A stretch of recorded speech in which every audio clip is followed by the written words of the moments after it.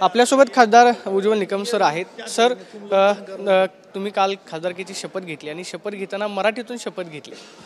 मराठी माझी मातृभाषा आहे आणि लोकशाहीच्या मंदिराच्या नियमानुसार कोणत्याही भाषेत आपण शपथ घेऊ शकतात आणि माझी मातृभाषा ही मला अभिमानास्पद भाषा असल्याने मी निश्चित तेथून शपथ घेतली। याआधी तुम्ही कोर्टामध्ये कामकाज पाहिलेलं आहे आणि खटल्यांमध्ये सरकारी वकील म्हणून काम पाहिलंय।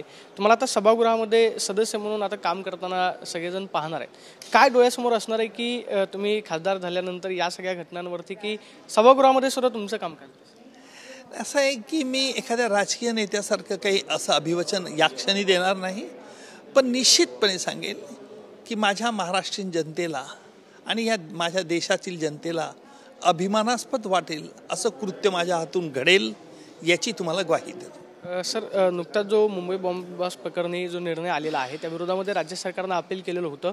सुप्रीम कोर्टानं त्या जजमेंटला स्टे दिलेला आहे, मात्र आरोपी जे आहे ते बाहेर असणार आहेत। याचा काय नक्की परिणाम पुढच्या याच्यावरती होऊ शकतो किंवा राज्य सरकार लवकरात लवकर अपीलामध्ये आलं आणि त्यावरती सुप्रीम कोर्टानं स्टे दिलं, राज्य सरकारसाठी ही दिलासादायक बाब आहे का? कारण आरोपी जे आहे ते अजूनही बाहेर आपल्याला पाहायला नाही। असं आहे की सर्वोच्च न्यायालयाने उच्च न्यायालयाच्या निकालाला स्थगिती दिली, याचा अर्थ असा आहे की निकालाची ती अंमलबजावणी जी आहे त्यामुळे ह्या आरोपींना ज्यांना शिक्षा झाली आहे त्यांना परत ताब्यात घेतलं जाईल का? तर अर्थात नाही, कारण जर बाहेर निघाले असतील तर नाही घेणार, तसे स्पेसिफिक आदेश दिले असतील तर ते नाही। अर्थात अशा प्रकारचे स्पेसिफिक आदेश सर्वोच्च न्यायालय हे त्या अपीलाची सुनावणी पूर्ण झाल्यानंतर देईल आणि मला खात्री आहे की आता अशा अपीलाची सुनावणी ही तातडीने पूर्ण होईल, यात मला शंका नाही। मात्र याचे काय परिणाम पुढच्या याच्यावरती पाहायला मिळू शकतात? कारण या जर आरोपींची पाहिलं तर आपण निर्दोष सुटका झालेली पाहायला मिळाली। उच्च न्यायालयानं जो निकाल दिलेला होता सबळ पुरावे अभावी त्यांच्याकडे काही सापडलं नाही असं कोर्टाचं म्हणणं होतं, मात्र आता राज्य सरकार अपीलामध्ये आलेलं आहे। उच्च न्यायालयाचा निर्णय सुप्रीम कोर्ट ग्राह्य धरू शकते की त्याच्यामध्ये बदल सुद्धा करू? मी भविष्यवेत्ता नाही, त्याच्यामुळे याच्यावरती काय निकाल लागेल याचा निर्णय सांगू शकत नाही, परंतु एक गोष्ट निश्चितपणे सांगेन की या खटल्याच्या निमित्ताने काही गंभीर प्रश्न उपस्थित झालेत। जेथे आरोपींना शिक्षा होते, सत्र न्यायालय शिक्षा करतं, तेथे ते अपील उच्च न्यायालय दाखल करतात, त्याची सुनावणी तातडीने व्हायला हवी, नंबर 1। नंबर 2, जे आरोपींची सत्र न्यायालय सुटका करतं आणि सरकारच्या लक्षात येतं की तो निर्णय योग्य नाही आहे सत्र, आणि जिथे सरकार अशा सुटकेच्या विरुद्ध उच्च न्यायालयात अपील करतं तिथे देखील आज 15-15 वर्ष सुनावणीला येत नाही। मला वाटतं हा जो उशीर होतो आहे अपिलाच्या सुनावणी व्हायला, ही सुनावणी निश्चित क्लेशदायक आहे आणि त्याच्यामुळे जर एखाद्या आरोपीला शिक्षा झाली असेल आणि जर 10 वर्षांनंतर त्याची सुटका होत असेल तर मग तो आरोपी असं म्हणू शकतो की मला चुकीचं पकडलं होतं, माझी 10 वर्ष 15 वर्ष आयुष्याची गेले, त्याचं काय? आणि म्हणून ज्या आरोपींना सुटका केली जाते, जिथे सरकारला वाटतं की हा निकाल चुकीचा आहे, तिथे सरकार अपील करतं, त्याची सुनावणी 15 वर्ष होत नाही।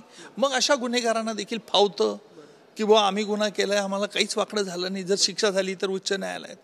म्हणून याकरता काय परिणामकारक योजना करता येईल या संदर्भात मी कायदा मंत्री मेघवाल साहेबांशी चर्चा करेल, देशाचे कायदा मंत्री असतील, देशाचे गृहमंत्री अमित भाई असतील, त्यांच्याशी चर्चा करेल आणि या पद्धतीत काय सुधारणा घडवून आणता येतील याबद्दल चर्चा करेल। शेवटचा प्रश्न आहे, काल तुम्ही मराठीतून शपथ घेतली, राज्यामध्ये मराठी विरुद्ध हिंदी असा एक वाद आपल्याला पाहायला मिळतोय। तुम्ही मराठीतून शपथ घेतल्यामुळे अनेक जणांना मनाला ते भावलं, मात्र मराठी आणि हिंदी असा जो एक वाद निर्माण केला जातो त्याबद्दल तुमचं काय? नाही, कोणाला भावेल याच्याकरता मी घेतलं नाही। मराठी ही माझी अस्मिता आहे, मराठी ही माझी मातृभाषा आहे आणि हिंदी ही माझी राष्ट्रभाषा आहे। इंग्रजी आम्हाला आज व्यवहारामध्ये इंग्रजी वापरावं लागते, कायदे इंग्रजीमध्ये।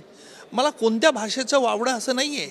मी केरळला गेलो तर सुगमानो म्हणतो, नमस्कार म्हणतो, कर्नाटकमध्ये गेलो तर निम हे श्रीनू, तुमचं नाव काय? म्हणजे ज्या राज्यात जातो त्या राज्यातील भाषेशी बोललो तर त्या लोकांशी एक जवळीक आणि कनेक्टिव्हिटी साधता येते, याचा हा उद्देश आहे।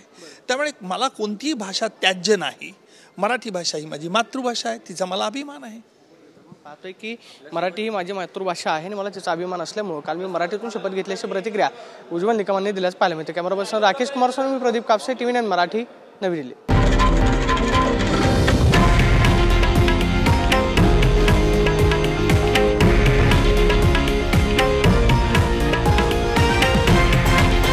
हे आहे देशातील नंबर 1 न्यूज नेटवर्क आणि आपण पाहत आहात TV9 मराठी, एकमेव.